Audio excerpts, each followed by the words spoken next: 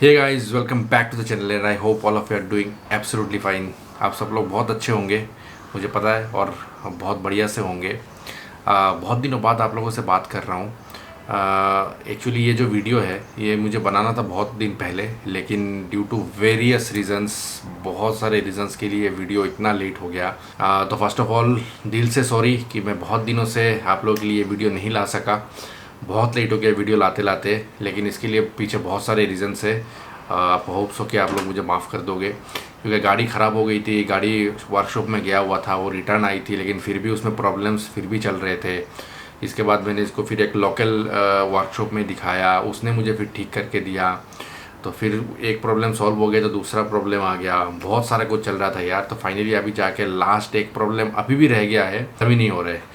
इसके बीच में फिर मेरे बाइक जो है वो एक गाड़ी वाला ने मार के उसको गिरा दिया, उसका हैंडल टूट गया। उसको ठीक कराने में होंडा ले गया, होंडा में फिर ठीक होके आया। मैंने बोला था कि एक वीडियो में बनाऊंगा कि कैसे मेरा गाड़ी एक्सीडेंट हुआ, क्या रीजंस थे, क्या उसके बाद किया वहाँ पे पूरा इंसिडेंट क्या हुआ था। उसके लिए मैंने आपको एक कमिटमेंट किया था कि मैं एक अलग से वीडियो बनाऊंगा जिसमें मैं आपको बताऊंगा कि पूरा रीज़न क्या है, कैसे क्या हुआ।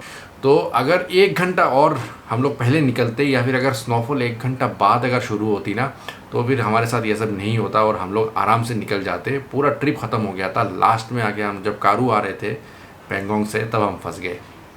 नहीं देखा वीडियो तो आप जाके एक बार देखो। फिर अगर ये वीडियो आप देखोगे तो आपको पता चलेगा कि मैं किसके लिए बात कर रहा हूँ। तो पहले तो आते कि इंसिडेंट हुआ कैसे, ठीक है। इसके बाद मैं वन बाय वन आपको बताता जाऊँगा, और लास्ट में मैं आपको इस पूरे ट्रिप में कितना खर्चा हुआ वो भी मैं आपको बताऊँगा। कि हमने 3 जन हम गए थे गाड़ी में, 15 दिन के ट्रिप में टोटल हमने कितना खर्चा किया वो सब मैंने लिख के रखा है। आपको पूरा चीज़ बताऊँगा एंड में, तो पूरा वीडियो ज़रूर देखिएगा। तो उस दिन क्या हुआ था, अगर आपने देखा होगा तो हम सुबह उठ के हम लोगों ने जो नुब्रा वैली है, हुंडर में हम लोग ठहरे थे एक उसमें होम स्टे में प्लस होटल टाइप रिजॉर्ट है। तो वहाँ पे हमें एक और कपल मिले, ठीक है। वो अभी मेरे साथ टच में है, तो आई होप्स अगर वो भी ये वीडियो देख रहे होंगे तो उनको पता ही होगा। तो क्या हुआ कि हम लोग डिनर करने गए, तो हम लोग बात कर रहे थे वहाँ पे, यार कल कितने बजे निकलना है। तो थोड़ा डर भी लग रहा था कि यार वो रास्ता कैसा है। तो उस टाइम में वो लोग भी वहाँ पे थे, तो वो लोग भी हमारी बात सुना, हमने भी उनका बात सुना। तो सुनने के बाद फिर मैंने उनको अप्रोच किया कि आप लोग भी क्या पूरा लेह लद्दाख घूम रहे हैं क्या अपनी गाड़ी से या बाइक से। तो उन्होंने बोला कि हाँ हम भी वो मुंबई से आए हुए थे। तो उन्होंने ऐसा किया था, और उन्होंने अपने साथ में एक जो होता है ना बोलेरो बोलेरो पिकअप, उन्होंने अपने एक साथ में रखा हुआ था। तो उनका जो भी सामान था वो बोलेरो पिकअप में जाती थी, और साथ साथ वो बाइक में जा रहे थे। तो हमने बोला कि फिर बातचीत शुरू हुई। कोइंसिडेंटली कल वो लोग भी नुब्रा वैली से निकलने वाले थे पेंगोंग के लिए। तो हमने बोला कि अरे हम भी निकल रहे हैं। तो हमने पूछा कि आप कितने बजे निकलेंगे। तो उन्होंने बोले हम तो सुबह सुबह निकल जाएंगे 6:30-7 बजे। तो उन्होंने बोला कि आप हम लोग मेरे साथ आ जाना, हमारे साथ वो बोलेरो का जो भैया है वो रहेंगे, और वो हमें गाइड करते रहते हैं कि ऐसे ऐसे चलो, इधर उधर चलो। साथ में उनका जो बोलेरो वाला भैया है वो लोकल है वहाँ पे लद्दाख के, उनको सब पता है A to Z कैसे जाना है, क्या जाना है। तो मैंने अराउंड आई थिंक 6:45 और 7 को हम लोगों ने वहाँ से स्टार्ट कर दिया। पेट्रोल हमने अगले दिन रात को ही डलवा लिया था, फुल टैंक कर लिया था, ताकि अगले दिन सुबह हमारा टाइम बच जाए। तो वो सब फिर पहुँचते पहुँचते पेंगोंग लेक में अराउंड आई गेस 2 बज गए। बारिश शुरू हो गई थी वहाँ पे भी, पेंगोंग लेक में भी। और वहाँ पे हम ज़्यादा देर रुक भी नहीं पाए क्योंकि अचानक से बारिश स्टार्ट हो गई। तो जो जो साथ में था तो उसको थोड़ा बहुत लेके हमने फ़ोटो खींच के और थोड़ा बहुत एंजॉय करके पानी में फिर हम लोग आ गए। और इतना ठंडा था ना, मेरा कान वगैरह में पूरा दर्द होना शुरू हो गया, जयिता को चक्कर आने लग गए। लेकिन जोजो वॉज फाइन, इसलिए मैं बोल रहा हूँ बच्चे जल्दी अडाप्ट करते हैं। ही वॉज फैंटास्टिक, एन्जॉय कर रहा था। घूमने के बाद फिर हमने देखा कि बहुत ज़्यादा काला करके तूफान आ रहा है। तो हमने बोला कि नहीं यार अभी यहाँ से निकलते हैं। तो फिर हमारे पास 2 रास्ते थे। एक हम वहाँ से आगे फिर जा सकते थे टूवर्ड्स, अगर हम लोग पेंगोंग में रुक के नेक्स्ट दिन हम लोग सुबह चल के हम लोग जा सकते थे वहाँ पे हनले वगैरह में, ठीक है। लेकिन हमने बोला कि यार तभी वेदर ख़राब हो रहा है। तो फिर हमने बोला कि ठीक है हम लोग निकलते हैं और हम लोग सीधा चले जाते हैं अभी कारू की तरफ। फिर कारू में रुक के अगर अगर वहाँ पे वेदर सही हुआ तो कारू से हम समोरीरी वगैरह कर लेंगे, वो हमने सोचा था। तो फिर हमने बोला कि चलो निकलते हैं। निकल के हमने फिर क्या किया, फिर वही बारिश हो रही थी कंटिन्यूअस, तो हमें फिर थोड़ा ज़्यादा टाइम लग गया फिर से रिटर्न हमें टांगस्टे आने में। क्योंकि टांगस्टे से 2 रास्ता निकलता है, एक आपका टुवर्ड्स जो हम आए थे नुब्रा वैली शायक होके, और एक आपका टुवर्ड्स कारू निकलता है चांगला पास होके। तो हमने बोला कि जब भी फिर हमने टंगस्टे में थोड़ा सुबह से कुछ खाए नहीं थे हम लोगों ने, तो हमने टंगस्टे में फटाफट कुछ खाया वहाँ पे। जो को हमने थोड़ा बहुत वहाँ पे खिलाया जो हम बना के लाए थे, और वो सब करके फिर हम अराउंड सब 4:30 बज गए थे। 4:30 बजे फिर हमने डिसीजन लिया कि टंगस्टे में रहना है कि निकलना है। तब तक वेदर ख़राब हो रही थी, धीरे धीरे बारिश शुरू हो गया था। हमने बोला कि यार बारिश है, चलो निकल जाते हैं, क्योंकि अगर स्नोफॉल स्टार्ट हो गया तो फिर अटक जाएंगे। तो फिर हमने 4:30 बजे वहाँ से निकले, एंड दैट इज़ आवर गलती। वो हमने सबसे बड़ी गलती कर दी कि हम 4:30 बजे वहाँ से निकले, और जब तक हम चांगला पास में चढ़े तब तक बज गया था 5:30। और जैसे ही चांगला पास में हम चढ़े, खतरनाक बर्फ़बारी शुरू हो गई थी। और चांगला पास से हम उतरना शुरू किया, हम लोगों ने धीरे धीरे उतरने लगे, ठीक है। तो वहाँ पे क्या हुआ, हम लोगों ने सोचा कि यार बहुत सारी गाड़ियाँ जा रहे हैं तो हम भी निकल जाएंगे धीरे धीरे। कभी अगर रुकेंगे यहाँ पे चांगला पास के ऊपर तो फिर मुश्किल हो जाएगा, ये ढक जाएगा बर्फ़ से। तो हम धीरे धीरे उतरे, बहुत सारी गाड़ियाँ आगे पीछे थी। तो वहाँ पे क्या होता, बहुत ही जिगजैग है, अगर आपने देखा होगा। तो फिर क्या हुआ, एक ऐसा पॉइंट था कि ऐसे करके जाके जिगजैग होके आपको नीचे उतरना है। तो हम लोग जा रहे थे ऐसे स्ट्रीट सीधा। फिर क्या हुआ, अचानक से पीछे से एक गाड़ी आई रेनॉल्ट का, ठीक है। वो शायद वहाँ का कौन सा नंबर प्लेट था मैं भूल गया हूँ, वीडियो में दिख रहा होगा आपको तो दिख जाएगा। तो वो पीछे से ऐसे अचानक से आया, ओवरटेक किया करके सामने गया। सामने जाके फिर देखा उसने कि यहाँ से जो गाड़ी आ रही है वो एक ट्रक आ रही है। तो उसने वहाँ पे मार दी एकदम ब्रेक साइड में, और जैसे ही उसने हार्ड ब्रेक मारा, क्योंकि ट्रक आ रहा था वो जा नहीं पाएगा, तो फिर हमें भी लगाना पड़ा ब्रेक। इवन इफ हम स्लो में थे फिर भी रास्ते में बर्फ़ था, तो गाड़ी क्या किया, स्कीड कर गया। और स्कीड करके जाके मैंने रोकने की कोशिश की, लेकिन वो रुका नहीं, क्योंकि बर्फ़ था। स्कीड किया, जाके उसके पीछे हिट कर गया। और तभी हमारा मतलब नसीब ये ख़राब था कि जो हिट किया उसने वो एंगल में हिट किया। अगर वो सीधा सीधा हिट करता ना तो सामने का जो चेसिस था वो उसको रोक लेता, ठीक है। और तो उसने एंगल में हिट किया, और वहाँ पे था आपका हॉस पाइप था, ठीक है। हॉस पाइप जो है वो टूट गया था उस टाइम में। तो मैंने फिर इमीडिएटली नीचे देखा, तो मैंने देखा कि वहाँ पे कोई ऑयल वगैरह कुछ निकला नहीं है, मतलब कूलेंट वगैरह निकला नहीं है। तो मैंने सोचा कि यार हो सकता है कि फटा नहीं हो। तो फिर मैं वहाँ से फिर हमने गाड़ी रोका, देखा मैंने बोला कि सामने का थोड़ा टूट गया था वो चैनल वगैरह। तो फिर मैंने बोला कि यार कुछ तो गड़बड़ हुआ है, क्योंकि गाड़ी हीट हो रहा था कंटिन्यूसली। वो जब कूल हीट का रहता है ना, वो 3 बटन में रेड बटन में आ गया था। तो मैंने समझ गया कुछ तो गड़बड़ हुआ है। फिर जब मैं फिर से घुसा गाड़ी स्टार्ट करने की कोशिश की तो गाड़ी स्टार्ट नहीं हो रही थी। तब मैं समझ गया इधर इसका कूलेंट गया है, नहीं तो फ़ैन गया सामने का। फिर गाड़ी बहुत स्टार्ट करने की कोशिश की, नहीं हुआ। बोनेट खोला, लोगों ने वहाँ पे क्या बर्फ़ लेके कूलर उसके ऊपर डाला, तो उसको कूल करने की कोशिश की, और थोड़ा बहुत कूल हो भी गया गाड़ी। ये जो हीट से वो फिर सी में आ गया, ऊपर का जो वो डंडा है जो सी में आ गया। तो फिर क्या किया, उन्होंने बोला कि हम धक्का देते हैं, आपका गाड़ी शायद स्टार्ट हो जाएगा। तो उन्होंने दिया धक्का देने के बाद गाड़ी स्टार्ट हो गई थी। होने के बाद फिर से हम लोग 2-3 किलोमीटर नीचे आ गए, लेकिन फिर गाड़ी हीट हो गई। तब सबने बोला कि नहीं आपका फ़ैन गया है या फिर आपका कूलेंट चला गया, इसलिए गर्म हो रहा है। तो तब और पॉसिबल नहीं था कि वहाँ पे हम फिर से कोई धक्का दे, क्योंकि तब सब लोग नीचे आना स्टार्ट कर दिए थे। तो हमने क्या किया, फिर वहाँ पे रुक गए। अब गाड़ी तो स्टार्ट नहीं हो रही थी। सबसे ख़तरनाक तब हुआ, तब हमने क्या किया, वहाँ पे गाड़ी साइड लगाई। तब हमने सोचा कि यार अभी क्या करें, अभी यहाँ से जाने के लिए लिफ्ट लेना पड़ेगा, नहीं तो वेट करना पड़ेगा अगर कोई आर्मी वगैरह आए तो हमें लेके जाए, क्योंकि गाड़ी और स्टार्ट नहीं हो रही थी। मैंने फिर अचानक से एक पीछे से गाड़ी आई, वो एक XUV 700 थी, वो UP 15 की थी, मेरठ की। तो हमने बोला कि यार मेरठ से आ रही है, तो मतलब हाथ ऐसे दिखा रहे थे हम लोग। तो उन्होंने रोका, बोल के अरे भैया आप लोग कहाँ से हो। हमने बोला कि हम लोग UP 16 नोएडा से। बोले हाँ, वो तो हमने देखा नोएडा से हो, इसलिए हमने रोक लिया। तो क्या हुआ, गाड़ी को उन्होंने देखा, उन्होंने भी ट्राई किया, नहीं हुआ। इसके बाद फिर उन्होंने बोला कि आप एक काम करो, गाड़ी पे आप छोड़ दो साइड में और हमारे साथ नीचे चलो, और इम्पोर्टेंट जो सामान है बच्चे का और उसको आप ले लो साथ में। तो हमने गाड़ी वहीं पे साइड की, और वो बंदा फिर बोला कि आपको कोई डरने की बात नहीं है, क्योंकि हम थोड़ा डर रहे थे, क्योंकि वहाँ पे 4 बंदे थे गाड़ी में, उनके 2 XUV थी तो आगे पीछे। तो बोले कि कोई डरने की बात नहीं है, ये मैं फ़ौजी से हूँ, और आई कार्ड भी दिखाया उसने कि इंडियन आर्मी में वो है। बोले कोई टेंशन नहीं है, आप चलो। वो हरियाणा से थे वो लोग, गाड़ी UP 15 की थी, शायद हरियाणा से ही थे, बातचीत से तो हरियाणा के ही लग रहे थे। तो फिर उन्होंने क्या किया, बोला कि सामान उठाओ, और वो 2 लोग निकल के दूसरी गाड़ी में शिफ्ट हो गए और हमको पीछे बैठा दिया। और फिर हम लोग वहाँ से नीचे उतर गए। उतरने के बाद गाड़ी हमने वहीं पे छोड़ दी। सो गाइज़, ये तो हो गया कि एक्सीडेंट कैसे हुआ और कैसे हम लोग नीचे आए। ठीक है, तो यहाँ से दो तीन चीज़ें मुझे सीखने को मिला। फर्स्ट ऑफ ऑल कि अगर आप कहीं पे घूमने जा रहे हो, कोई डेंजरस रोड से जा रहे हो जो कि किसी भी वक्त बर्फ़ गिरने की वजह से बंद हो सकता है या फिर वहाँ पे पानी बढ़ सकता है नाले में वगैरह एक्सेट्रा, तो उस रास्ते में आप कभी भी लेट मत निकलो। ठीक है, हमने इसलिए लेट में निकला। बहुत सारे लोग मुझे ये पूछ रहे हैं कि आप क्यों लेट निकले। देखिए, मैंने लेट इसलिए हम लोग निकले कि अगर हम लोग वहाँ से, उसका कुछ अच्छा भी होता है कुछ बुरा भी होता है। तो इसमें एक अच्छाई क्या है कि अगर हम लोग जब उस दिन कारू आके पहुँच गए थे रात को, जब लिफ्ट दिया था उस 2-3 भाइयों ने, उसके बाद हम कारू में 3 दिन अटके पड़े रहे क्योंकि ऊपर का रास्ता बंद था और ले आने का हर तरफ से जो रास्ता है वो बंद था। हर तरफ से मनाली वाला रास्ता बंद था, कारगिल वाला रास्ता बंद था, चांगला बंद था, नुब्रा जाने का रास्ता बंद था। Each and every road towards ले एंड कारू वाज बंद। तो हम लोग अगर वहाँ पे रुक जाते उस टाइम में, टांग स्टे में अगर हम रुक जाते कोई होम स्टे वगैरह में तो क्या होता, हमें टांग स्टे में ही 3 दिन रुकना पड़ता या पेंगोंग में हमें 3 दिन रुकना पड़ता, जो कि और ख़राब होता क्योंकि वहाँ पे ऑक्सीजन भी कम होता है पेंगोंग में और उतना सारा अच्छा फैसिलिटी भी नहीं है कि आप 3 दिन तक वहाँ पे रहो, क्योंकि बहुत सारे कम होम स्टे अच्छा वगैरह वहाँ पे मिलता है। तो अगर हम लोग वहाँ पे रुकते तो भी हम फंसते, हम नीचे आके ऐसे ही फंस गए।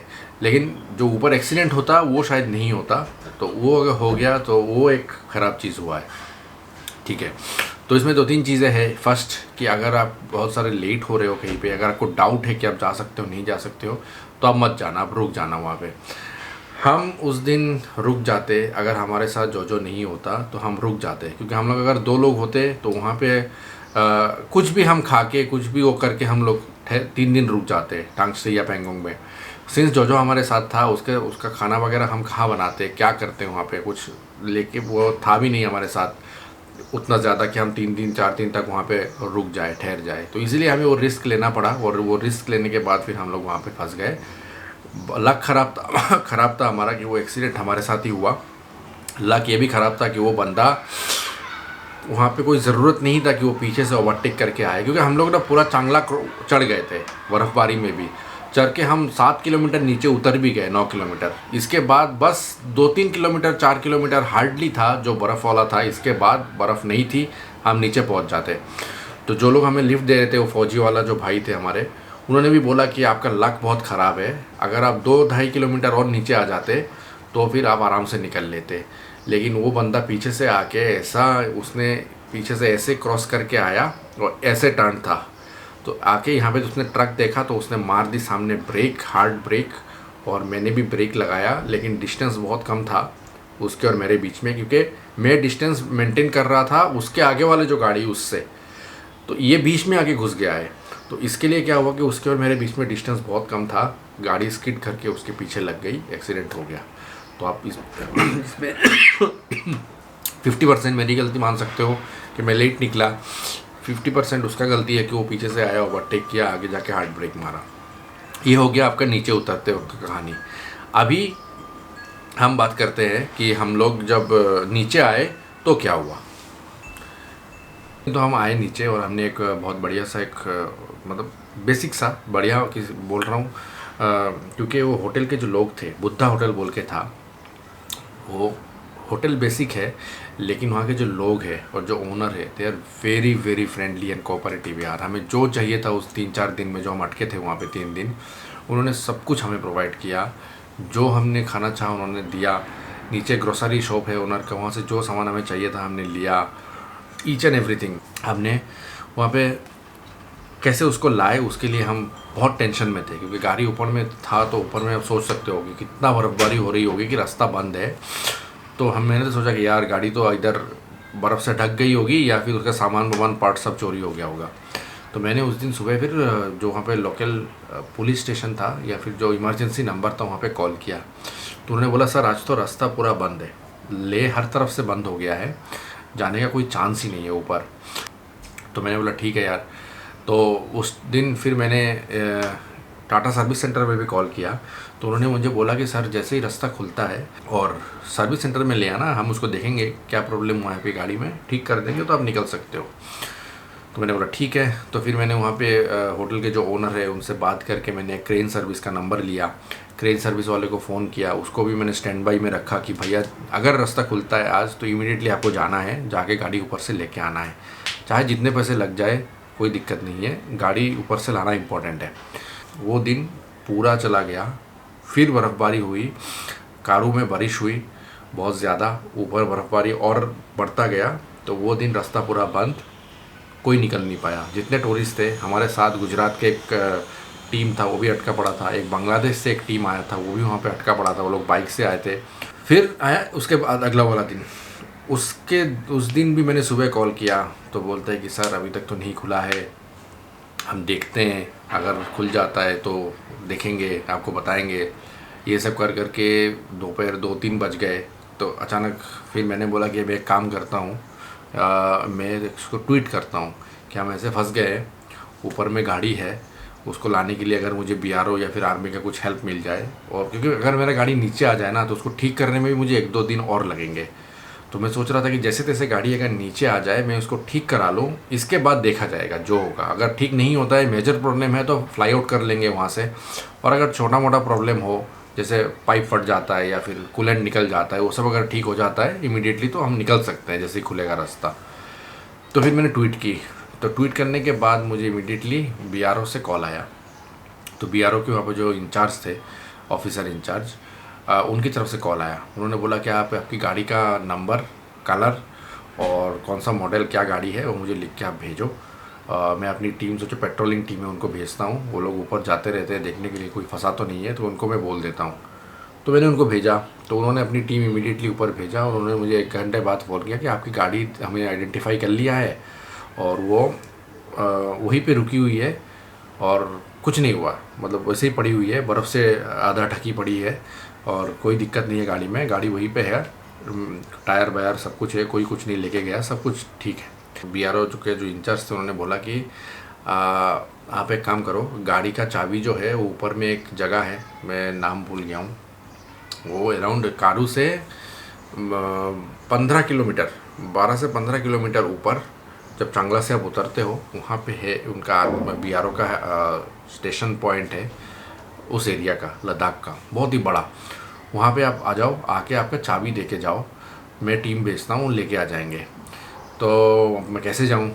तो फिर मैंने नीचे होटल के ओनर से बात किया कि सर मुझे वहाँ ऊपर तक जाना है, कैसे जाना है? तो उन्होंने बोला कि ठीक है चलो मेरे पास गाड़ी है, मैं आपको छोड़ देता हूँ। He was such a nice person यार।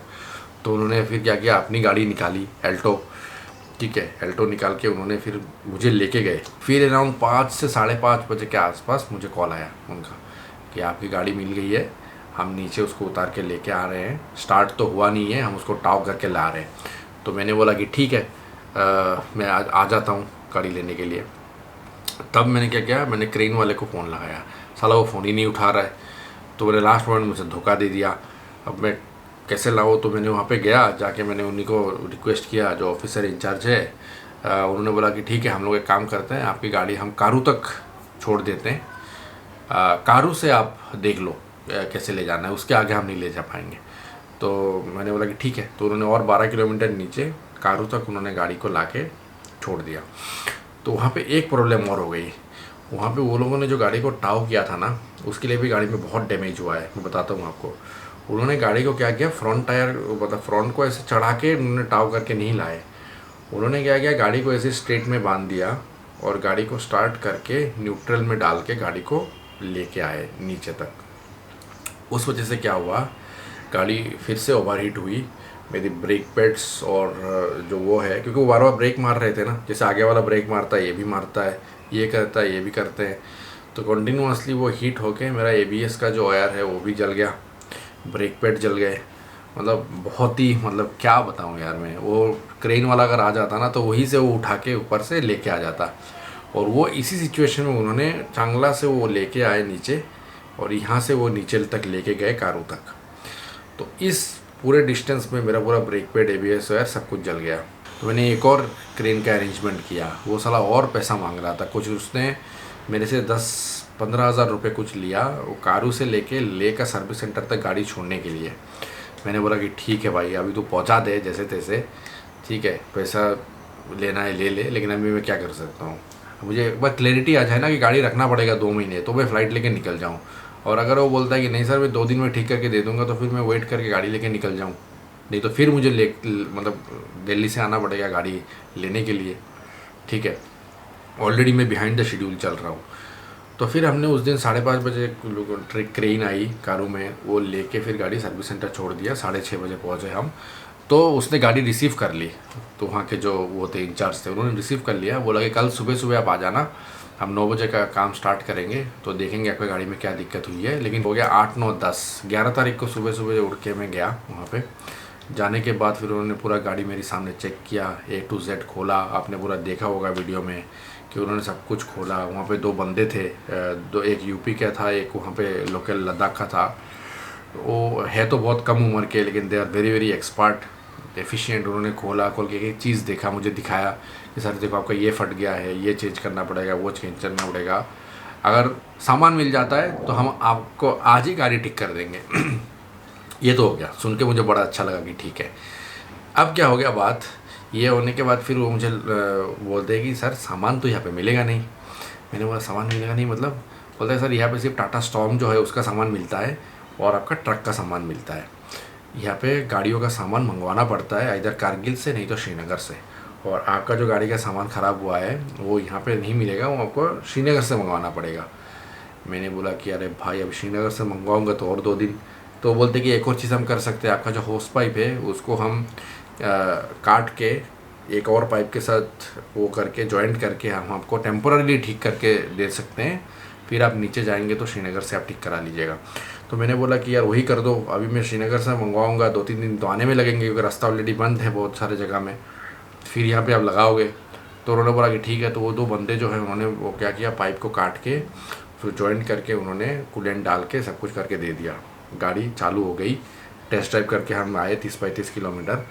फैंटास्टिक चल रहा था, कोई दिक्कत नहीं है। ठीक है, फिर हम 12 तारीख सुबह को उठे। उठने के बाद हम लोगों ने भगवान का नाम लिया और बोला कि भाई चलो चलते कारगिल तक, कारगिल में सर्विस सेंटर है, कुछ होगा तो देख लेंगे। निकले, बढ़िया आ रहे थे। कारगिल पहुंचने से 30-40 किलोमीटर पहले एक साउंड आना शुरू हुआ गाड़ी के नीचे से। अब प्रॉब्लम स्टार्ट हुआ है, अब सुनिएगा। ये वीडियो बहुत लंबा हो रहा है गाइस, लेकिन मैं कुछ नहीं कर सकता, क्योंकि ये पूरा स्टोरी आपको जब तक बताऊंगा नहीं तो आप भी नहीं समझोगे, और मुझे भी नहीं शांति मिलेगी कि मैंने आप लोगों के साथ शेयर क्यों नहीं किया। ठीक है, तो जब हम लोग अगर किसी को स्किप करना है और डायरेक्टली अगर किसी को टोटल एक्सपेंस के बारे में पता करना है तो वो स्किप करके एंड में जाके देख सकते हैं। जैसे ही मैं टर्न ले रहा था गाड़ी को, साउंड आ रहा था नीचे से, खट खट खट खट खतरनाक आवाज़ आ रहा था। मैं गया कारगिल सर्विस सेंटर में फ़ोन करके, तो उन्होंने गाड़ी को रखा। बोला कि सर अभी गाड़ी के नीचे जो है आर्म, आपका जो लेफ़्ट आर्म है वो ख़राब हो गया है। तो जो गाड़ी के बारे में जानते हैं उसको पता होगा लेफ़्ट आर्म क्या होता है। वो जॉइंट करके रखता है आपका टायर, और उसका जो जॉइंट होता है उसमें लगता है एक पार्ट होता है arm, left arm right arm गाड़ी में होता है। तो वो आपको टायर को बेसिकली आपका चेसिस से और उससे वो करके रखता है, हुक करके रखता है। तो मैं बोला कि तो इससे क्या होगा? बोला कि इससे साउंड ख़तरनाक आएगा, और अगर बहुत ज़्यादा अगर इसमें प्ले हुआ तो ये जॉइंट निकल भी सकता है और मेजर एक्सीडेंट भी हो सकता है, फैटल भी हो सकता है। कि अगर आप स्पीड में हो, अचानक से ये खुल गया, गाड़ी चक्का निकल गया लेफ़्ट से, तो फैटल हो जाएगा। तो मैं फिर से टेंशन में आ गया। मैंने बोला कि अरे भाई ये तो मुश्किल हो गया, ये 12 तारीख की बात है। तो मैंने बोला क्या कर सकते हैं? तो उन्होंने बोला कि आप काम करो, ये पार्ट्स के लिए मैं चेक करता हूँ, अगर श्रीनगर में मिल जाता है तो श्रीनगर से मंगवा लेंगे। तो मैंने बोला ठीक है। तो फिर उन्होंने क्या किया, 13 तारीख को सुबह मैंने वहाँ से कम उस दिन 100 फ़ोन लगाए होंगे, घुमाए होंगे। टाटा नेक्सॉन का एक ग्रुप है हमारे, ओनर्स ग्रुप, उस पर मैंने हर लोगों को पूछा। तो वहाँ पे एक वहाँ पे बहुत ही सीनियर है, तो उन्होंने मुझे काफ़ी हेल्प किया। ठीक है, अमित बोल के है, अमित त्यागी जी, उन्होंने मुझे काफ़ी हेल्प की। उन्होंने मुझे पार्ट्स अरेंज कराने में हेल्प किया, और बहुत सारे लोगों को मैंने पूछा। तो फाइनली 2 जगह से मैनेज हो पाया। एक अमित त्यागी जी ने, वहाँ पे जो जोनल इंचार्ज है, पूरा नॉर्थ देखते हैं, चंडीगढ़ कश्मीर ये वो, उनके थ्रू, और एक जयता के ऑफिस के थ्रू हमने एक वहाँ पे पता किया, तो वहाँ से भी एक बंदोबस्त हो गया।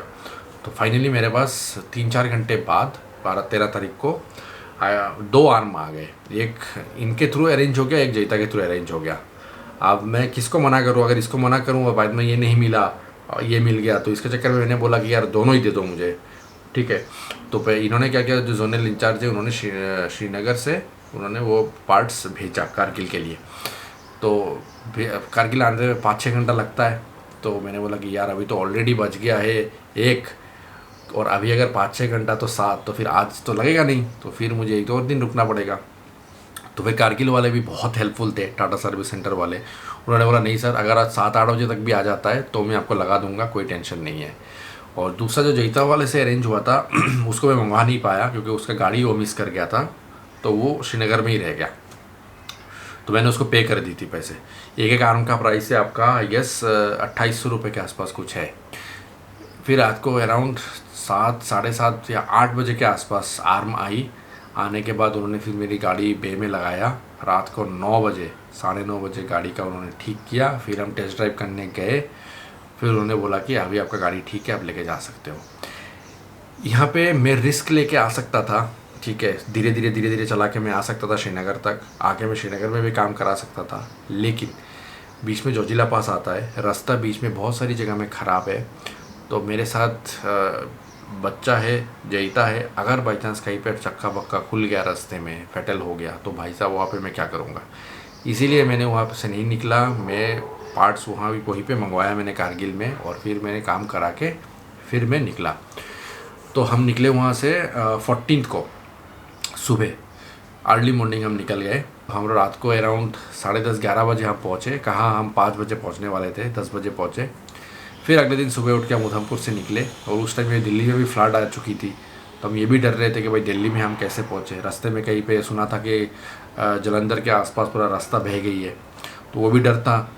लेकिन फाइनली जैसे तैसे करके हम लोग अराउंड 15 तारीख को रात को 1 बजे आके घर पहुँच गए।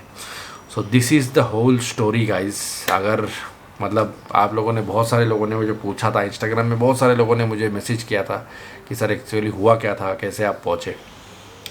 तो जैसे एक्साइटमेंट में हमने शुरू किया था जर्नी, वो इतना बढ़िया से हमने स्टार्ट किया था, लेकिन फाइनली पहुँचते पहुँचते ये पूरा एकदम ख़तरनाक हो गया ट्रिप। अल्टीमेटली तो मुझे ऐसा लग रहा था कि यार अभी मुझे घर पहुँचना है, जैसे तैसे मुझे घर पहुँचा दो कोई, मुझे वो लेह लद्दाख नहीं देखने का है, ठीक है, ऐसा हाल हो गया था।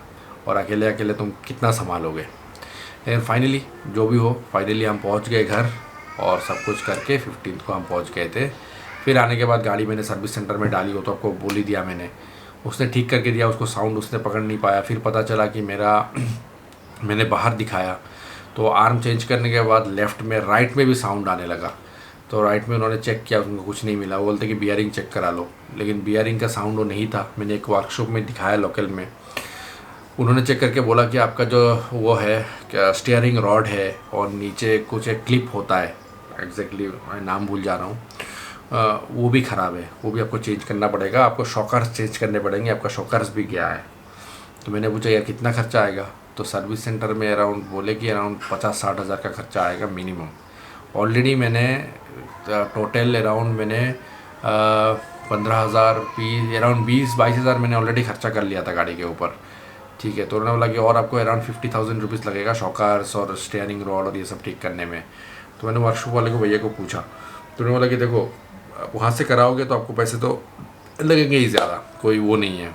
तो और बाहर से आप कराओगे तो आपको अराउंड 20,000 तक में हो जाएगा। तो मतलब जेन्युइन प्रोडक्ट लगा देंगे, वो है, कोई दिक्कत नहीं है। तो मैंने फिर बाहर से कराया, क्योंकि 50,000 रुपीज़ मुझे और नहीं खर्चा करने थे उसमें, ठीक है। गाड़ी का भी 3 साल हो गया था, वारंटी ख़त्म हो चुकी थी। तो फिर मैंने बाहर में कराया। अभी गाड़ी का सब कुछ सही चल रहा है, बस मुझे एक बियरिंग का ठीक करना है। बियरिंग का जो साउंड है, वो साउंड आता है, वो मुझे ठीक कराने हैं। तो उसके लिए मुझे 1 और दिन लेके जाना पड़ेगा।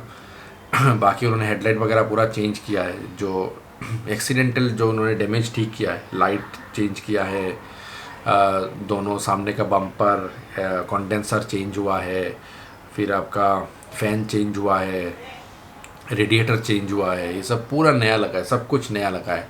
तो उसका अराउंड 70,000 रुपये मैंने इंश्योरेंस में क्लेम किया है, 70,000 रुपीज़, 69,000 समथिंग। वो मैंने क्लेम किया है, आउट ऑफ विच मुझे अराउंड 2000 रुपीज़ पे करने पड़े, फाइलिंग चार्ज एक्सेट्रा। बाकी मेरा ज़ीरो डेप्थ था तो हो गया। तो इसके बाद भी मुझे और 50,000 रुपये मुझे खर्चा नहीं करने थे, क्योंकि वो वायर एंड टीयर का है, वो एक्सीडेंटल डैमेज नहीं है राइट साइड का जो है, क्योंकि मेरा ठुकी थी लेफ़्ट साइड में, और ये डैमेज वो जो ख़राब रास्ते के चलने के कारण ये सब ख़राब हुआ था। तो 50,000 रुपीज़ मुझे खुद से पे करने थे, तो इसलिए मैंने बाहर से करा लिया। मुझे 18,000 रुपये कुछ लगा, और फाइनली अभी बियरिंग में चेंज कराऊंगा तो उसमें मुझे और अराउंड 3-4 हज़ार रुपये और लगेंगे। तो अब आप जोड़ सकते हो टोटल खर्चा कितना आया। ऊपर में लद्दाख में पूरा खर्चा अराउंड 15-20 हज़ार का लगा था। नीचे आने के बाद 2,000 रुपये मुझे देना पड़ा, और इंश्योरेंस में मुझे 70,000 के थे टोटल क्लेम। फिर मैंने 18,000 रुपये और पे किया। अभी मुझे और पे करना है बियरिंग का। So this is the whole story guys, जो गाड़ी का ऊपर खर्चा हुआ और कैसे कैसे हम लोग नीचे आए, क्या क्या चीज़ें किया, लेकिन फाइनली हम अच्छे से पहुंच गए। किसी को कोई नुकसान नहीं हुआ physically, that is the main thing. तो इसलिए आई एम हैप्पी कि हम लद्दाख घूम के आ गए। जो ड्रीम था वो हमने कंप्लीट करके आए। ऐसा नहीं है कि हम डर गए, हम फिर से जाएंगे नेक्स्ट ईयर, फिर से जाएंगे लद्दाख, नहीं तो स्पीति फिर जाएंगे, फिर देखेंगे, जो होगा देखा जाएगा, जो होगा फेस कर लेंगे। ठीक है, अभी आते हैं गाइस कि टोटल खर्चा कितना हुआ इस ट्रिप में, तो वो मैं आपको एक बार बता देता हूँ देख के। 15 डेज़ के लिए 3 लोग में हमें, अगर मैं वो छोड़ देता हूँ गाड़ी का जितना खर्चा आया है वो अगर मैं छोड़ देता हूँ, ओनली ट्रिप में जितना खर्चा आया वो अगर मैं लेता हूँ, हाँ 85,000 के आसपास हमारा खर्चा आया है रफली। मैं आपको एक बार ब्रेकअप भी बता देता हूँ। तो उसमें जो मेन खर्चा है, होटल में हमारा टोटल खर्चा आया है अराउंड 44,000 आपका होटल में लगा है 15 दिन का टोटल। और पेट्रोल का हमें टोटल लगा है 25,000। बाकी खाना पीना इन सब में लगा है हमें अराउंड 15,000। तो कितना हो गया, 85 हो गया, तो 88,000, और बाकी मिसलेनियस अराउंड 2-3 हज़ार रुपये। तो ये हमारा टोटल खर्चा है 3 लोगों का 15 डेज़ में। अगर हम टाइमली पहुंच जाते, ये एक्सीडेंट नहीं होता, तो फिर हम थोड़ा बहुत और कम में आ जाते। उतना पैसा नहीं लगता हमारा। 3 दिन हम एक्स्ट्रा होटल में ठहरे थे, तो उसका आप देख सकते हो एक्स्ट्रा खर्चा उतना लग गया।